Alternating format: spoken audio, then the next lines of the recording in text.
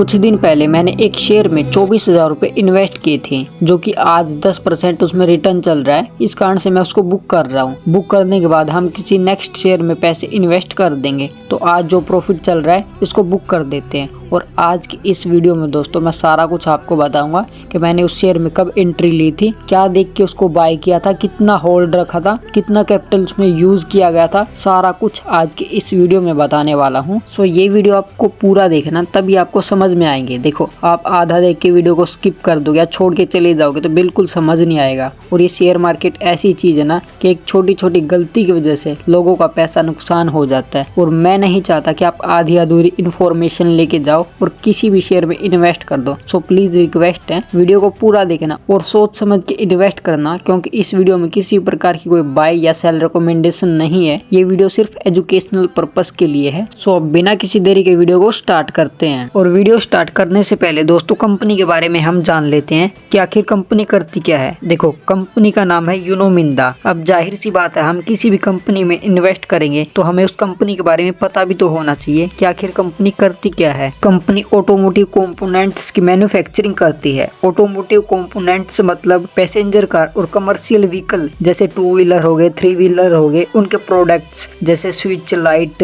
गाड़ियों की सीट्स होगी, अलॉय व्हील होगी, जैसे प्रोडक्ट बनाती है। अब हमें कंपनी के बारे में पता चल चुका कि कंपनी क्या करती है, इसका क्या बिजनेस है। अब हम इसमें इन्वेस्ट करने के बारे में सोच सकते हैं। दोस्तों, इन्वेस्ट करने से पहले ये सारा कुछ मैंने बिजनेस मॉडल पढ़ लिया था, तभी जाके मैंने शेयर में इन्वेस्ट किया था। और आज इस शेयर को मैं बेच के दिखाने वाला हूँ। ये तो मैंने इस कारण से बताया था ताकि आप भी किसी भी शेयर में इन्वेस्ट करने से पहले आप पहले उसके बिजनेस मॉडल को समझ लो कि आखिर कंपनी करती क्या है। तो आपको कुछ इस तरीके से एनालाइज करना होता है किसी भी कंपनी के बिजनेस के बारे में। अगर आप ये सारी चीजें जान जाते हो तो उसमें सोच सकते हो इन्वेस्ट करने का। तो दोस्तों, हमने इस कंपनी की 20 क्वांटिटी खरीदी थी 1197 के भाव से, जो कि हमें पड़ी थी 23,957 रुपए की। अब टोटल इसमें 10% का रिटर्न चल रहा है, जो कि यार ठीक ठाक है। इसको बुक कर लेते हैं और आपको मैं इसकी चल के सारी डिटेल दिखा देता हूँ। ये आप 1 डे का रिटर्न देख सकते हो। 1 डे में इस शेयर ने रिटर्न दिया लगभग 1840 रुपए का हमारा प्रॉफिट हुआ है। 7% रिटर्न के बराबर होता है। और टोटल रिटर्न की बात करें तो इसने 10% की रिटर्न दी है। 2476 रुपए का प्रॉफिट हमारा चल रहा है।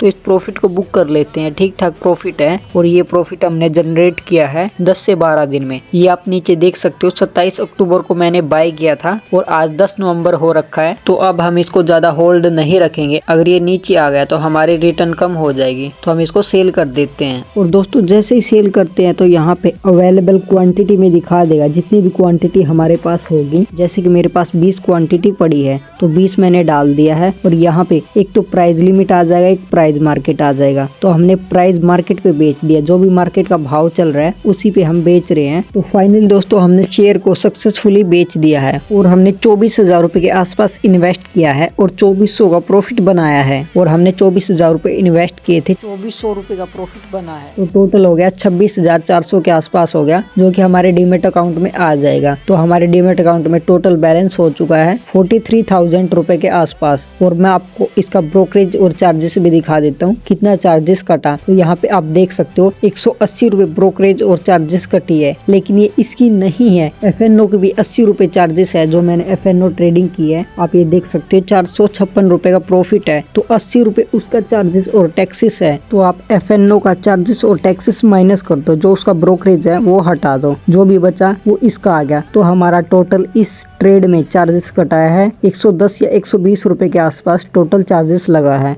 अगर हम 2400 रुपए में से 120 भी घटा दे, मान के चलते हैं हाईएस्ट इतना चार्जेस लगा है, तो 120 रुपए भी माइनस कर दिए तो 2280 या 2300 रुपए के आसपास प्योर प्रॉफिट बचता है। तो यार ये ठीक ठाक प्रॉफिट होता है इतने कैपिटल से।